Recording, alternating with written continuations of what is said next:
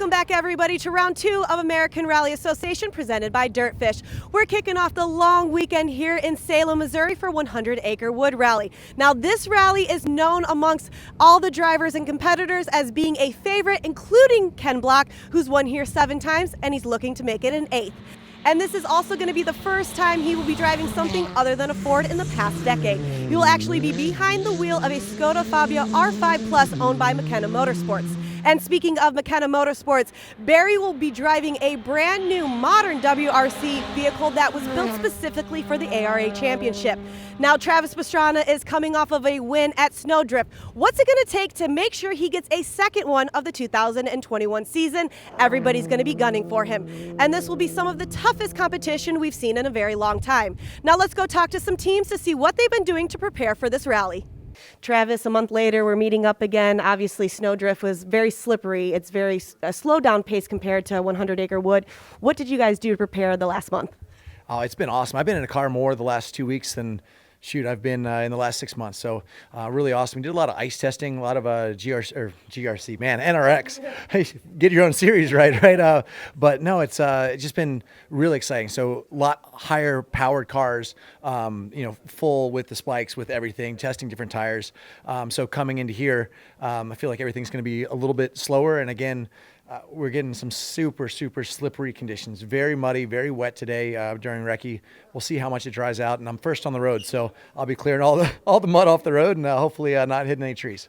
I know, I guess I should have first and foremost said congratulations on that. I know it's probably a big thing for you, especially to have your own series coming through, a lot of work behind that. But going about recce today, obviously, like you said, a lot of mud. Talk to me about the water crossings that we saw, because we also did recce. We didn't know if we were going to make it in some of them, and then we actually saw one of the competitors kind of get stuck. They didn't really know how to drive into that. What's a piece of advice that you'd give everybody watching? If you ever have to go over a water crossing, this is probably what you should do. Well, if you have water crossing that has a fairly flat entrance and you can hit it at over 100 miles an hour, there's nothing to really worry about so long as you have enough run out of the other side. We were able to do that last year at Washington and made up a lot of time just hydroplaning across most of the fast stuff. Unfortunately, 100 Acre Wood, we kind of drop into most of the water crossings, and they usually have like a 90 right or left after it. So unfortunately, we won't be able to really hydroplane. So with as deep as they are, a lot of the guys are going to try to go in at 20, 30, 40 miles an hour. You have to literally back it down to nothing, or you run pretty much the same risk of just hitting it at 80 or whatever your speed was prior. So unfortunately, it just takes a lot of patience. We had a new car going into Washington. We learned a lot. We hadn't sealed it off very well at that point. I mean, Vermont Sports Car makes an amazing vehicle, but the car that unfortunately burnt down first round last year at Ohio, that was tested. It was proven. We knew it didn't have any leaks. We think we've got everything fairly fixed and sorted, but we had a little bit of rain, and again, Rhiannon was just, her pages were all like kind of soaked and stuck together. So we've got a little bit of work to do. Make sure your vehicle is sealed off, and you just be patient in the water stuff, because as much as at times it feels like you lose, it's a lot less than being out of the rally. I hope I'm not eating my words on this later. No, if we do, we'll just, it's social media. We could just delete that later. I know that there's going to be a lot of challenges. There's a lot of tough competitors out here. There's some people that are coming out, they've won this a few times. What do you think you got to do to continue your winning streak from Snowdrift? Snowdrift is probably my best rally. Between this rally, Olympus, and STPR are the 3 rallies that I've struggled with. I've been able to win this one before. We've led this one a lot, but unfortunately, this rally really suits someone that's, very smooth. Ken Block, who doesn't seem like a very smooth driver on the outside with all the Gymkhana stuff, has been so dominant in this rally just by being super consistent. Maybe not the fastest on every stage, but setting really good stage times, knowing what the limits are. It has a huge crown to the road, so you have to use the berms more. It's not about setting up from corner to corner. It's just using whatever the road gives you, and he's really good at kind of reading the road and making the best notes and pace notes going through. So Rhiannon and I have really worked on that. Seminuk coming off a win at this on a lot of these stages from last year.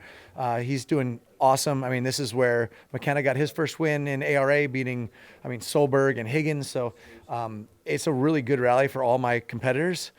Booth also really good here as well. Just looking at all the drivers in the seat of draw, I got my work cut out for me. But I think with all of the rain and all of the mud, it's going to allow for good notes, good preparation to really hopefully come through at the end.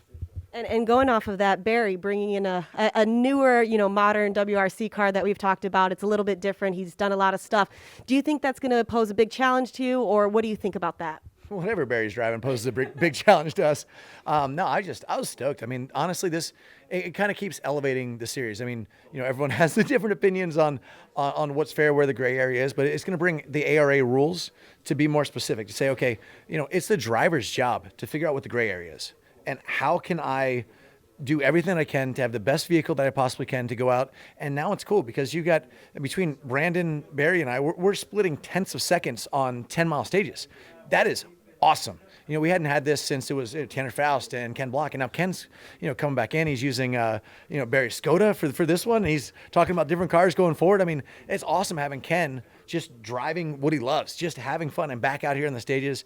Booth's really picking up the speed. So there's more drivers coming in at the next round in Washington. I think 2 really top elite drivers. I mean, you could have 10 drivers that have a chance of winning by midway through the season. This is what I live for. I love competition.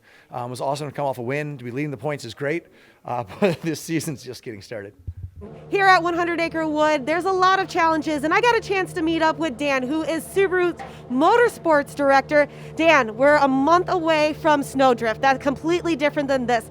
What does it really take to change over one of the vehicles to what we're at right now for this weekend? Yeah, so Snowdrift is such a fine balance of grip, no grip, right? The drivers have to be super precise, and we need to make the car really reactive to that.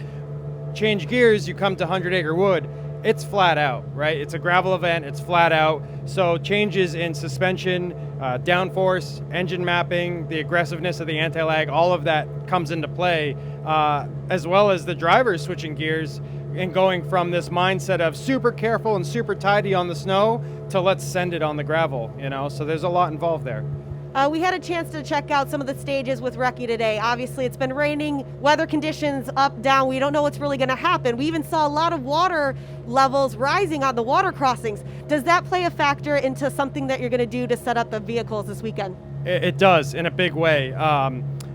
The water crossings are our biggest concern, right? So because it's such a fast event, usually you want the car a little bit lower to the ground to get out there. But with these water crossings, you might need to raise the car. So you could survive the water crossing, but you lose a little bit of performance in the ride height for the rest of the stage. So it's this balance you have to find. So tonight we're going to meet with the drivers and really discuss these water crossings and how important it is and how deep they are. So, Tony, now some tough competition out here. What have you guys done to prepare for the weekend? Yeah, so after Snowdrift, we had a little crash damage. So we spent the last 2 weeks rebuilding the car. Obviously, we're on the West Coast, so time was limited to get out here. But yeah, we got the car all fixed up, and then we've moved over to obviously a gravel setup. So we're on gravel tires. This rally's very fast, so our alignment settings are a lot different than a normal rally like Olympus or something else. So we want the car to have as much grip as possible, doing 5s and 6 corners, doing 80 mile an hour plus. So we have a different setup on the car than we normally do, just to give it as much grip as possible, and that's going to help Nate out in the long run. I know that you usually probably meet up with Nate after a day of recce, take some notes, get some input. What specifically did you want to change, not having any of the recce notes, not having any of the information, but you're like, hey, I know this is something that we're going to need? We actually haven't done that yet, but that is something that we're definitely going to do tonight. We know the dangers of water here, so we have a little bit of a different intake setup for water crossing. So that's one adjustment that we do make to the car after seeing a couple videos of some of these big water splashes today. And going off of last rally, did Nate give you guys any insights on what he wanted to change, anything specific, or is it just kind of a give and take based on recce notes? Not so much. Nate's actually pretty new to this car, so it's actually more so us training him to the car. So this is his first gravel rally. The car's a sequential transmission, which he's not used to rallying in. So getting him trained up, this is actually the first rally that he'll be flat shifting. During the testing, we found 4 seconds a mile faster flat shifting the transmission than what we were doing at Snowdrift. So over a 12-mile stage, that's a lot of time. So that should be a really big improvement for him driving the car this weekend. And besides the water challenges that you mentioned, is there going to be any other challenges that you think based on the weekend? No, just like I said, Nate's new to the car. This is his first gravel rally, so just getting acclimated, getting him comfortable. That's the biggest challenge. But after I think stage 2, he'll be in his zone. Awesome. Well, thank you so much for your time. Best of luck to DirtFish.